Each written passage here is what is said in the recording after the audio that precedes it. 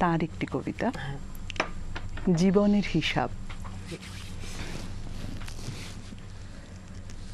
বিদ্যে বোঝাই বাবু মশাই চড়ি শখের বোটে, মাঝিরে কন বলতে পারিস সূর্যি কেন ওঠে?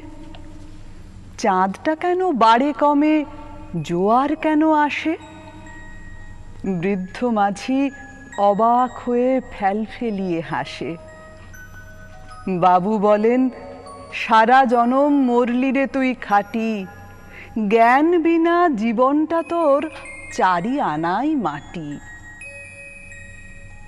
খানিক বাদে কহেন বাবু, বলতো দেখি ভেবে, নদীর ধারা কেমনে আসে পাহাড় হতে নেবে? বলতো কেন লবণ পোড়া সাগর ভরা পানি? মাঝি সে কয়, আরে মশাই অত কি আর জানি?